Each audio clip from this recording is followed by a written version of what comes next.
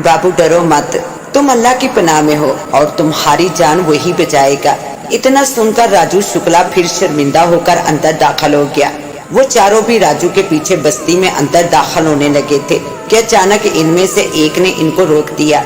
जानते हो ये बस्ती गफूर बाई की है और जिसने इसमें पनाह ले ली तो गफूर बाई इसका सहारा बन जाता है।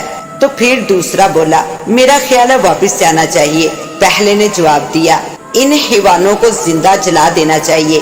तीसरा शख्स दांत पीस कर बोला, चलो यार वापस, तुम गफूर बाई को नहीं जानते इसलिए ऐसा कह रहे हो। पहले बंदे ने दोबारा कहा। चनाचा ये चारों ही लड़ते झगड़ते वापस हो गए थे। राजू शुक्ला इनके घर में दाखिल हो गया था और इनकी मेहमान नवाजी देखकर हैरान हो गया। मामूली सा घर था, 2 कपड़ों में खुश रहने वाले थे, मगर इन्होंने अपनी इस्तात के मुताबिक राजू शुक्ला की खिदमत की थी। मुसलमानों के बारे में राजू शुक्ला जो सोचते थे वो गलत साबित हुआ था। वो सोच भी नहीं सकते थे कि जिन मुसलमानों को वो आतंकवादी समझते रहे, मगर मुसलमान तो अमन व मोहब्बत की मिसाल साबित हुए थे। पंडित शिव दयाल हरिद्वार से पहुंच चुके थे और राजू शुक्ला के बंगले के मेहमान खाने में ठहरे थे। राजू शुक्ला ने जैसे ही पंडित को देखा तो ना जाने क्यों पंडित इनको कोई अच्छा आदमी नहीं लगा था। पंडित शिव दयाल की उम्र 55 साल के करीब, जिस्म मोटा और कतरे फैला हुआ था, जिसकी वजह से ये अपने कद से छोटा महसूस हो रहा था। इसने सुर्ख रंग का कुर्ता पहन रखा था। इसके चेहरे और आंखों से अजीब सी वहशत और मकारी नजर आती महसूस हो रही थी। और राजू ने चाहा कि वो इसकी बेटी के इलाज के लिए मना करते, मगर वो ऐसा ना कर पाए क्योंकि वो देख रहे थे कि इनकी धर्म पत्नी कैसे पंडित जी के आगे बिछी जा रही थी। धन भाग हमारे स्वामी जो आप पधारे। लक्ष्मी देवी अकीदतमंद अंदाज में बोली, तुम्हारी पुत्री कहाँ है? हम देखना चाहते हैं। वो कौन सी बुरी शक्ति है जो इसको तंग कर रही है? पंडित शिव दयाल की आवाज सुनकर राजू शुक्ला को ऐसा लगा कि जैसे किसी ने बहुत से पत्थर एक साथ किसी पहाड़ से गिरा दिए हों। स्वामी, वो अपने कमरे में आराम कर रही है। लक्ष्मी देवी ने मुस्कुराकर जवाब दिया, चलो, परंतु एक बात, जब वो शक्ति नष्ट हो जाएगी तो तुम आश्रम के लिए 10 लाख का दान दोगी। पंडित ने संजीदगी से कहा। राजू शुक्ला ने देखा कि 10 लाख की बात पर इसकी छोटी छोटी आंखों में एक चमक सी उभर आई है। उस चमक को वो अच्छी तरह जानते थे। राजू शुक्ला को ऐसा लगा कि आश्रम के नाम पर इनकी अपनी जेब भर रही है। जरूर पंडित जी, मैं आपको मायूस नहीं करूंगी। लक्ष्मी ने पंडित की बात का मुस्बत जवाब देते हुए कहा। वो तीनों आहिस्ता आहिस्ता चलते हुए गीता के कमरे में दाखिल हो गए। गीता अपने बिस्तर पर लेटी हुई थी और इसकी आंखें बंद थी। पंडित ने जब गीता को देखा तो इसके मुंह में पानी भर आया। वो दिल ही दिल में सोचने लगा, इतनी खूबसूरत लड़की शापत कैसे हो सकती है? वो दिल ही दिल में इसके कुर्ब की तमन्ना करने लगा था। अचानक इसके जहन में ख्याल पैदा हुआ, ये लड़की कहीं से भी शापत नजर नहीं आती, क्यों ना हालात का फायदा उठाया जाए। चंद लम्हे तक सोचने के बाद वो लक्ष्मी देवी से मुखातब हुआ। देवी, तुम्हारी पुत्री पर बड़ा खतरनाक श्राप है। हमें इस कमरे में अकेले इसके साथ एक चिला करना होगा, जिसके बाद वो श्राप खत्म हो जाएगा। पंडित ने बड़ी मकारी से कहा। और राजू शुक्ला ने देखा कि इस जुमले के साथ ही पंडित की आंखों में एक चमक दौड़ गई है। जरूर पंडित जी, आप एक महान ज्ञानी हैं। आप मेरी बच्ची को अच्छा करते। हम चले जाते हैं इस कमरे से। लक्ष्मी देवी ने इतना ही कहा था कि राजू शुक्ला बोल पड़े, ये क्या कर रही हो तुम? हम में से कोई ना कोई इसके साथ जरूर होना चाहिए, ताकि जो भी हो हमारे सामने हो। राजू शुक्ला के लहजे में तशवीश थी। इतना सुनना था कि पंडित गर्ज कर बोला कि तूने हमारी तौहीन की है। तेरी पुत्री पर जो श्राप है वो सिर्फ हम हटा सकते हैं। हम जा रहे हैं। पंडित का लहजा गुस्सीला था। पंडित जाने ही लगा था कि लक्ष्मी देवी ने इसको रोक लिया और लड़ते हुए बोली, क्षमा चाहती हूँ पंडित जी, मेरे पति आपकी महानता को जानते नहीं। लक्ष्मी देवी के नजदीक पंडित पुजारियों की बहुत अहमियत थी और इनकी नाराजगी गुनाह थी। चनाचा वो पंडित के गुस्से से कांप गई और ना चाहते हुए भी राजू शुक्ला को लक्ष्मी देवी के साथ कमरे से बाहर जाना पड़ा था। जब वो जाने लगे तो पंडित ने कहा, देखो देवी, तुम्हारी बच्ची के चिल्लाने की आवाज तुम्हारे कानों में आए तो घबराना मत। वो चीखें उस आत्मा की होंगी जिसने इसको वश में कर रखा है। पंडित ने मकारी से कहा, इन दोनों के कमरे से बाहर जाने के बाद पंडित मकारी से मुस्कुराता हुआ गीता के सरहाने के पास पहुंच गया। इसकी आंखों में हवस नाच रही थी। वो गीता के सरापे को भरपूर नजरों से देखता रहा और जेरे लब बड़बड़ाया, अगर हुस्न व जवानी की इस गंगा में जो ना नहाए वो तो बेवकूफी कहलाएगा। ये कहता हुआ वो इसके सरहाने बैठ गया। गीता की आंख खुल चुकी थी, लेकिन इसने आंख बांधी रखी थी। पंडित ने गुनगुनाते हुए आहिस्ता आहिस्ता अपने जिस्म के कपड़े उतारना शुरू कर दिए। इसकी नजर में गीता पर कोई आत्मा न थी। वैसे भी ये पंडित इतना इल्म वाला ना था, बस ये तो एक मामूली पुजारी था, लेकिन लोगों को बेवकूफ बनाना बहुत अच्छे से जानता था। वो चंद ही मिनटों में वो जेरे जामा मौजूद था। जैसे ही इसने गीता के गालों को छुआ, उसी पल इसने आंखें खोल दी। गीता की आंखें छत पर गड़ी थी। वो लाल सुर्ख आंखें देकर पंडित कांप गया। जैसे इसने गीता को हाथ लगाया, उसी पल इसको एक जोरदार झटका लगा और वो उड़ता हुआ अलमारी से टकराया था। पंडित के हलक से दिल खराज चीख निकली। गीता उठ खड़ी हुई। इसने दूसरे हाथ का इशारा किया तो इस बार पुजारी को दूसरा झटका लगा और हवा में ऊपर उड़ता हुआ छत से टकराया तो पंडित की चीखें बुलंद हो रही थी। चंद ही मिनटों में वो अच्छा खासा जख्मी हो चुका था। उसी पल दरवाजा खुला और गीता के माँ बाप अंदर दाखिल हुए। इन्होंने पंडित की हालत देखी तो सूरत हाल समझने में देर ना लगी थी। लाजमन इसने गीता पर बुरी नजर डाली थी। राजू शुक्ला को शदीद गुस्सा आने लगा, जबकि लक्ष्मी देवी अपना इत्मीनान टूटता देकर सन्नाटे में थी। दरवाजा खुलते वो जख्मी उसी हालत में भागा। इसने पीछे मुड़कर देखना भी गवारा ना किया था। लक्ष्मी देवी ने पंडितों के मुतालिक जो भूत तराशे थे अब वो टूट चुके थे। गीता अब कमरे की फिजा में मुअल्लक थी। इसके दोनों हाथ फैले हुए थे। इसकी आंखें और चेहरा सुर्ख था।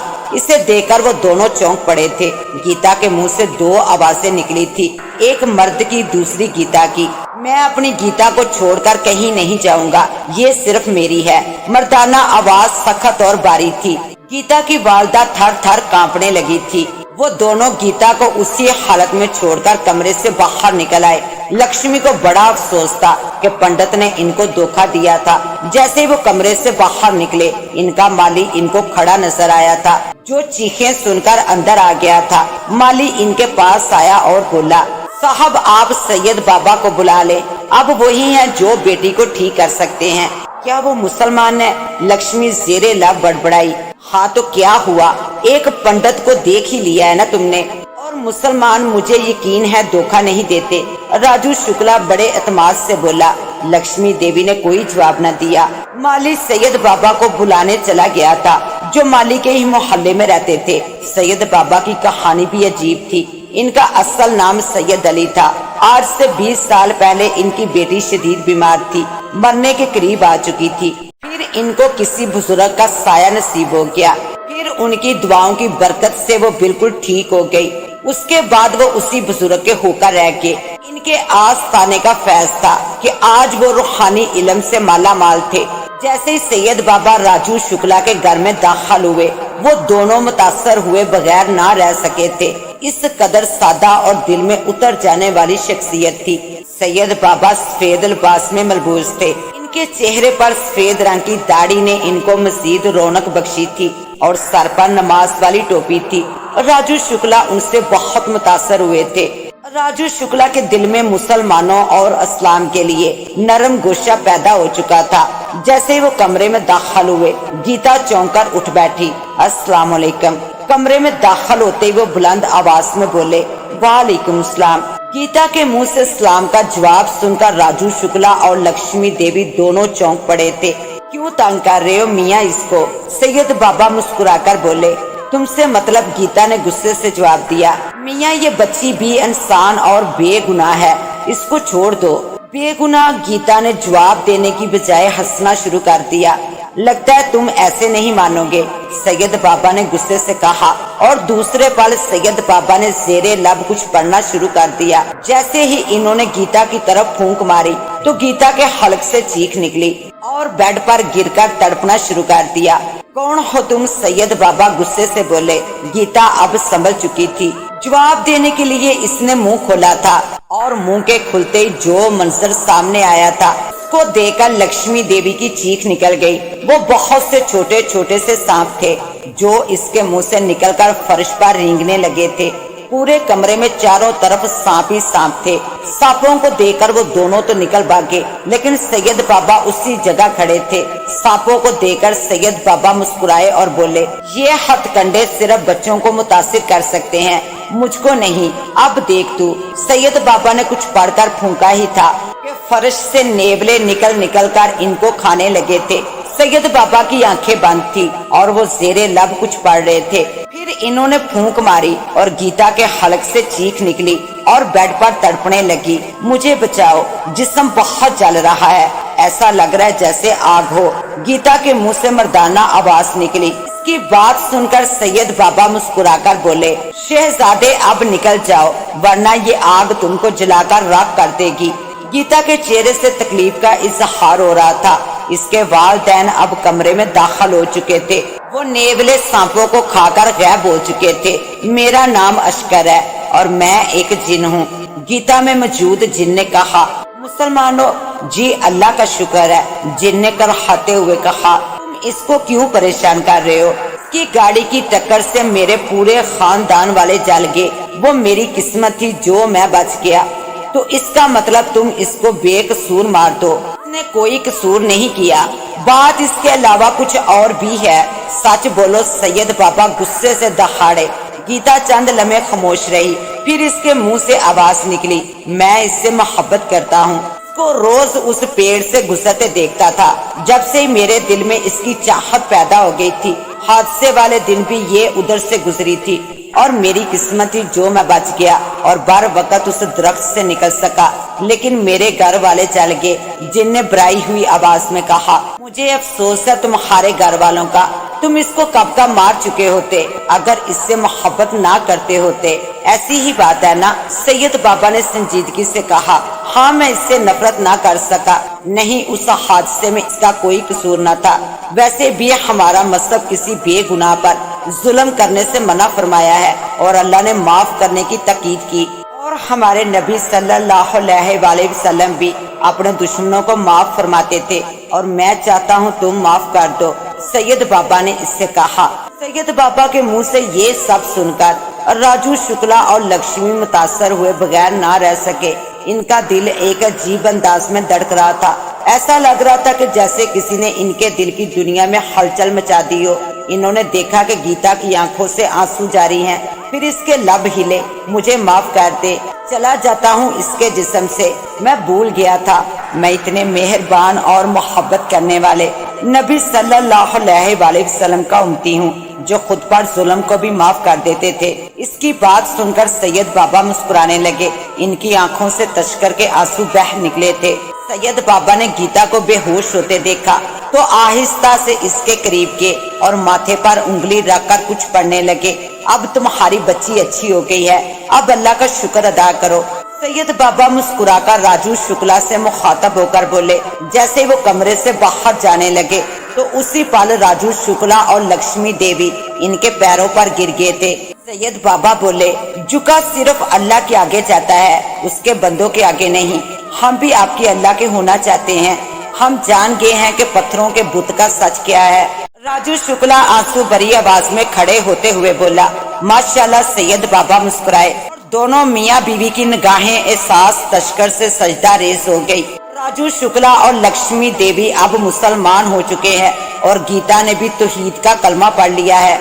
राजू शुक्ला ने अपना इस्लामी नाम अब्दुल शकूर रखा है और लक्ष्मी देवी अब शगुफ्ता बन चुकी है। गीता गजल कहलाती है।